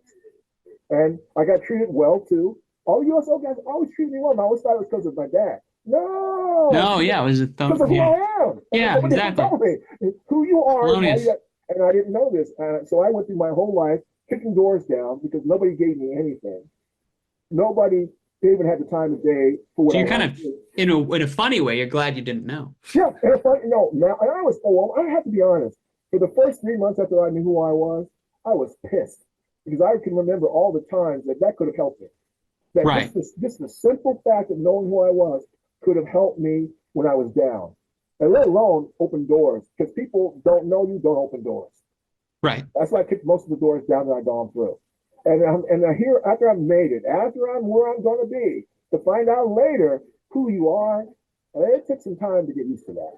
I'm used to it now, and I'm kind of happy that I didn't know my family now. Because I've time to adjust, and I can see in reflection that I wouldn't be the person I am today if I had a moniker to live up to. Right. I That don't makes have no sense. problems with my father. My father is not my biological, but he's as close to a father as I'll ever have. And I was under his shadow because in the military, he was missing everything for sports. So I was never elite. I was Sam Dancy's son. Hey, how's Right. your daddy doing? And I hated that. I don't want to be somebody. Yeah, you didn't want to do that. You didn't want to be that. You want to be your own person. You want to have your own, your Yeah. own legacy. And Yeah, so, exactly. so imagine how it would have been if I would have known that I was a monk. Yeah, it would have been, you wouldn't have been able to say, you wouldn't have the same confidence either because it would No, be I like, would oh, did not. I just succeed because of this? Yeah, exactly. It's my name carrying that, and I know for sure my name is my name. Right. And Yeah. it's carrying its own weight. And now that I have my lineage together, okay, now I know who I am. Took me almost all my life to get there, but I'm that guy. Right. Yeah. And it makes you feel even more confident too, I guess, in a Mhm. way, because it's like now you're like, well, look, I did all this it's also because I had this blood, but now I can feel even more confident in it because I know I've seen what I can do even without that knowledge. I know it's me for real, and Exactly. you can have the confidence in the name as well. It's kind of cool. Mhm. Yeah, I think that's okay for some people. For me, I still have to look back and go, how would my life have changed if I was allowed to learn the piano like I wanted? My mom, oh my God, you know I have a piano here and I can play a little bit and everything. But my mom Yeah. did whatever she could to keep me. You want piano lessons? Got some money? I got you get no piano She lessons. wanted you to do it yourself. Oh Yeah. no, there was no doubt. She didn't want me to do it. She actually, there's a term for my mother. It's called a narcissist. And I had a narcissistic mom. The Right. psychological thing, she was insecure her whole life, and her insecurities creeped through everything. And Yeah. chaos Yes. was her friend. And as you know me, I hate chaos. Because of her, I can't stand chaos. I'm an orderly dude. And the best place for me living in Japan was great because they had sensibilities, and living in Germany, the same thing, it's sensibilities. They have my mindset for how I like to go about doing stuff. Right. I hate chaos. No, that's fair. No, I get that, man. I'm not. I mean, I can deal with chaos okay, but I'm not. I'm never seek it out. It's not something that I want to have in my life. Well, if you have a narcissist in your life, if you get a narcissist in your life, you can be assured of one thing: chaos is coming with it. No, I mean they can't help themselves because of all your insecurities. Anybody goes, "Oh, narcissist." Okay, every narcissist has a reason they're a narcissist, and most times it happens when they're very young and they have some sort of insecurity that basically is like the kernel in a oyster that makes a pearl, and that pearl is their narcissist. Right. Interesting. Yeah, that kind of makes sense because I actually have met somebody who's a semi narcissist to some degree. I'm not going to talk about them really, but yeah. Well, if you talk Um, about them, all you do is give them more stress. So Yeah, the idea of talking about exactly. them, I don't, yeah, exactly. So I won't really mention. But anyways, yeah, I have met people like that, and yeah, and that's the thing is it's funny because sometimes they'll present as not being oh, they are insecure. insecure, but That's their then once thing. you really get to know them, you realize that they are so deeply insecure, and they Insecure. won't ever admit it. No, They cannot accept being wrong or that they are weak. It's just like it's impossible. It's like I could never ever have any flaws. It's like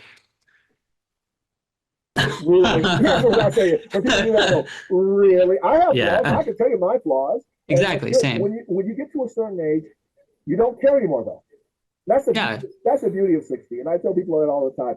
You go find almost any 60-year-old and ask them a question, you don't get a straight answer.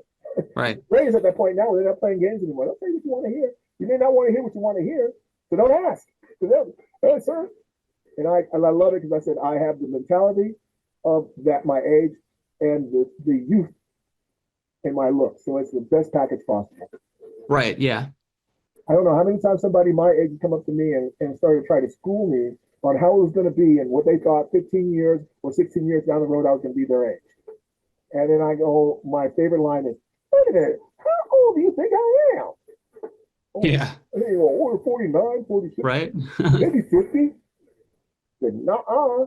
You're 62, right? Yeah, I'm 62. Well, friend, I'm 66 going on 67, and they almost drop their eyes, drop, their mouth gets big, and they look up down at me. And it's Yeah. like, no, bro, I am who I am, and I am how I am, and everybody's different. And Yeah. the one thing that I enjoy is life. And I found if you enjoy life, you live longer and you live better.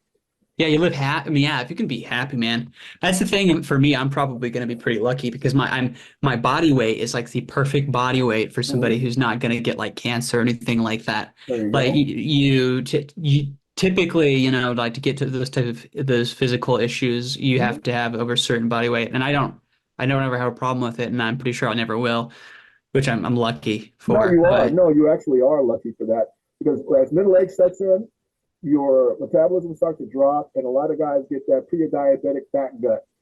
right. Yeah, I'll do whatever it takes to not have that. I haven't had to try really because I generally eat pretty healthy. I don't, Yeah. I was raised as a vegetarian. I don't, I'm still not, I'm not a vegetarian now, but because of that, I have a tendency to eat a very plant-based, like healthy diet. And yeah, and I don't No, stick with need it. to eat a ton. Yeah, I don't need to No. eat a ton either. I just don't have a tendency. Like actually, if anything, because I hyper focus on Mm-hmm. projects, I'll just forget to eat. No, welcome to we world, and this really Yeah. drives my wife crazy. Have you eaten today at all? I haven't. I used to know. Did I? I can't remember. I wasn't paying attention. No, I was working on my project. It's already 3 o'clock in the afternoon. If you ask me about eating today, I have not eaten today. I have had not time. When I'm doing Yeah. stuff, I'm too busy working to worry about the food, and which keeps me in good shape. And one of the things that I say to people, I'm going to live longer than you are anyway. Why? Because I've got a genome in me that you don't have in you. And I go, what? And I lived on Okinawa for a year and a half. So Yeah, that's kind of cool. I ate the food, I had the soil and everything else. And do you know where people live the longest in the world? Yep. And yeah, Okinawa. Okinawa. Okinawa, Yeah. yeah. 100 years old ain't nothing for an Okinawan. Lots of 100-year-old folks running around Okinawa. Right. Yeah. Yeah. There and it's funny because the other place is Loma Linda, Yep. and I was raised a Seventh-day Adventist. Okay. So I say so the You same. got stories. You got Yeah. stories. Yeah, same thing. It's funny because that's my history from like, yeah, so as a raised as an Adventist, the same type of diet, same type of Right. thing, Exactly. the same people. It's interesting. That, So that may have been something boring when you were younger, but it sets you up for a longer life without you having right. to do anything for it. Exactly. So Yeah, I mean, exactly. sometimes that, like with my mom, everything that she did that was negative for me, at the long run, even though it was negative then, it may have been negative for somebody else because of who I am and how I go about life and how I achieve. It just made me a stronger person. Just made me more determined. The more I heard no, the more I had to figure out how I could get yes. Right. Yeah, As a exactly. kid, my favorite word was no, not from me, but from my parents, because I was my father's, not his own child. He was being taken care of me. I wasn't his biological. I Right. came with the package of my mom. Okay, Yeah. so for me, it was always no. We don't have time. Or we don't have this. And my dad gave me a car. Oh, he gave me a car. That very car he gave me after I put a lot of work into it. My brother needed a car. That was his child. He gave him the car.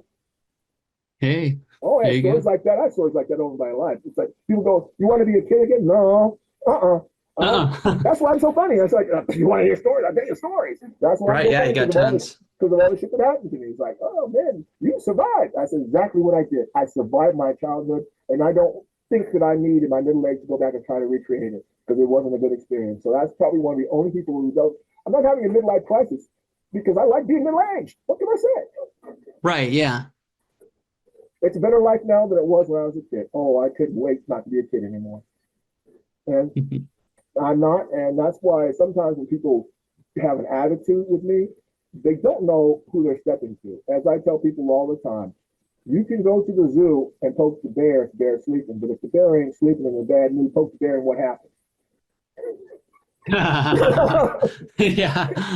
Yeah, you're gonna get 8. Yep, and that's me.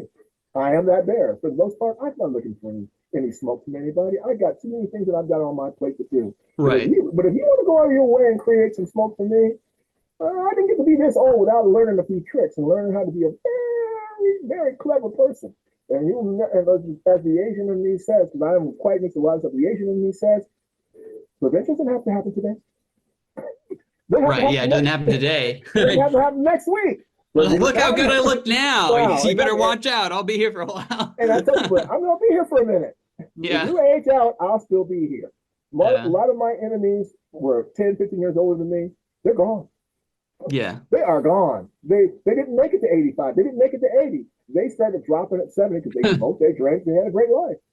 Oh my gosh. They started dropping. So for me, It's so funny. It reminds me of this video where it's like this turtle in like the rabbit like runs by him and he just shakes his head and then it's just him standing here watching the rabbit from afar on a hill and the rabbit just like has like 10 families and then dies, like Yeah, multiple exactly. generations, the turtle's there and then the whole bloodline dies out and the turtle's just sitting here like he's like, I won and I did nothing. Something like that. Longevity is the best of revenge. I tell people all the time.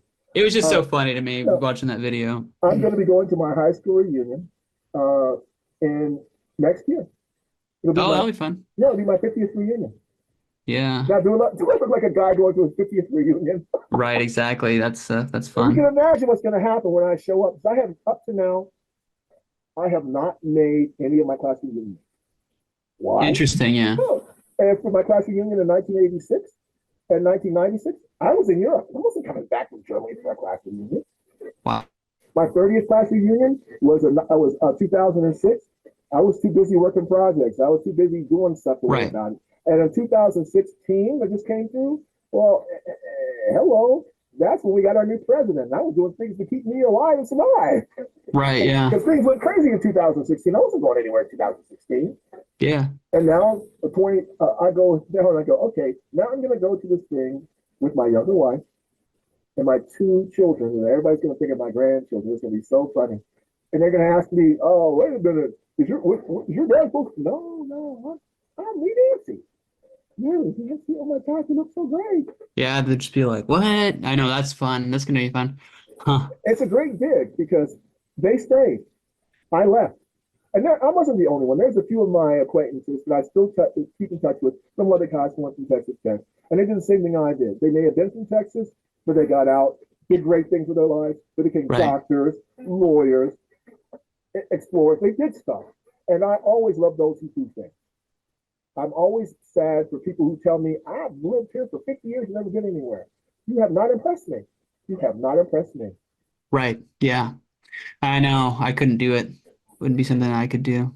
Well, I mean, I could have a base of operations as long as I was able to go other places, do other things, and come back like Have this. some freedom, have some ability to kind of see stuff, explore a little bit. Yeah, exactly. No, I don't. I agree. I think everybody should have some place that's kind of like they're kind of like their rock or whatever. Like, having Mhm. family or having like a hometown or having some place that's like your base of operations is important. But you need to be able to actually have gone out and do something or put yourself in a place where you're not so comfortable. Just Right. have to be able to do that. Otherwise, I don't think you fully live to the fullest. And and I meet people and they're like, I lived in this town, and they're like 50. And they're Mm-hmm. like, I've never been anywhere. I'm like, really? Yeah, yeah. And I said the same thing. And you're proud of that? Okay, your mindset is different than mine. The last thing Yeah. your pride is at, I'm not going to come over and bust your bubble. But there's Yeah, really not true. much you're going to have to tell me. I'm going to find out everything from you in 20 minutes about your town.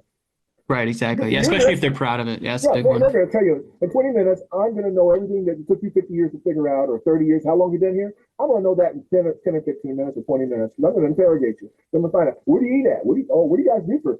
And then after that, boom. And I have so much fun doing that. When I'm in Alaska, I start talking to people, and people don't realize they don't live up there, and they don't realize they've only been up there 3 or 4 times. Because when I start talking, I talk with authority, and I'm BSing. I'm talking like they're talking, and I'm just Right, talking about yeah. subjects they're talking about because they interest me. And guys, well, and I'm dressing just like I'm a military brat. The first thing you learn wherever you go, fit in. So I've been spend my whole life learning to fit in. So when I go to Alaska, the only suit I'm wearing is a suit of jeans and my boots, my winter Right. boots or my cowboy boots, and that's pretty much it. Or I've got my tennis shoes on because I'm going to go out on a trail or something like that. That's it. Yes, folks. He's talking a lot about Alaska. He really must like it. No, I'm Yeah. not kidding. Yeah. I agree. Like some people talk about Hawaii, like my wife, and spend all night talking about how much she loves Hawaii. I think that's a 5 minute conversation for me. Yeah, Hawaii, off the plane, a drink, and we're done. Some surf, the shore. Okay, that's it. And I've got family over there. I've got a cousin. I've got an aunt. I've got a friend that I've known for years and his wife. And none of that is causing me to go back to Hawaii to go visit. That's None of funny. it. Yep. Yeah, I actually haven't been to Hawaii yet, which is funny. I've been a lot of places in the United States and out of the United States, but I haven't been to Hawaii. So where have you been outside the U.S.? Yeah, I've been to Mongolia, I've been to India, I've been to Peru, Did I've you been to eat a guinea China. pig in Peru? Did I get a guinea pig in Peru? No, did you eat a I've, guinea pig in Peru? I didn't eat one, no. I know they have that there, but no, I didn't. Do you know why they have that thing? No.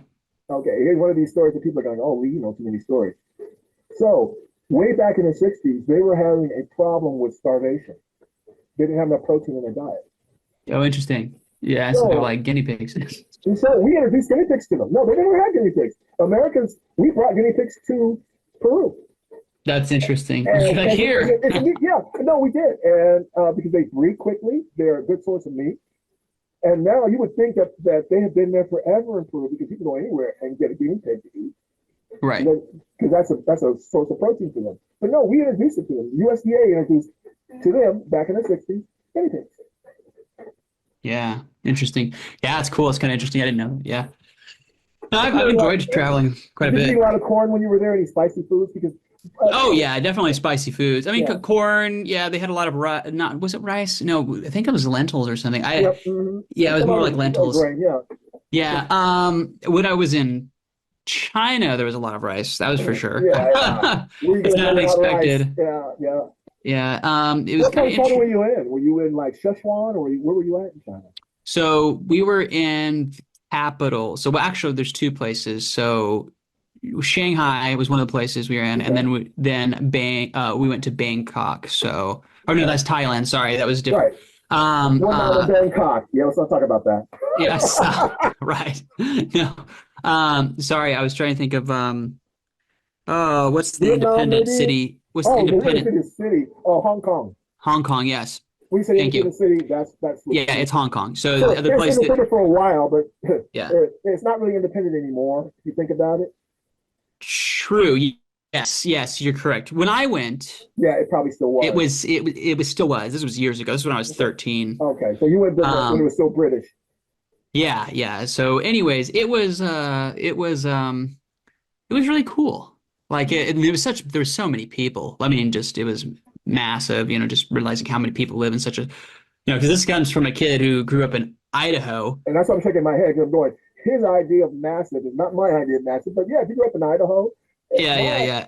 my idea of Like massive is downtown Tokyo at 2 o'clock in the afternoon. right, yes, exactly. That's Yeah, my like idea of that's massive. massive. Well, then of course I went to the other some of the other Chinese cities. Okay. They were like I said, like it's just so many people. Like, Hmm. and I grew up in a town of maybe what 16,000 people there. And that's a neighborhood in those places. Yeah, exactly. Like, oh my gosh, yeah, you could have some of these buildings I imagine almost have that many people in them, and probably not quite that many, but like they have some of these massive apartment Right? complexes that have so many, who knows how many in them, and it's just we very rarely see stuff around here that's like that. You see it Can you say in Whittier? yeah, Seattle has some like No, that, because I you say guess. Whittier. You know Whittier. Oh, yeah, you mean up by you or where's Whittier? I'm Whittier, not familiar. Alaska. Oh, you're talking about, no, I haven't been there actually. That's one of the Okay, places I haven't Whittier, been. Alaska is the most interesting town. You got to go through a tunnel to get there. They cut through the mountains to get there, and they close the tunnel at a certain time of night.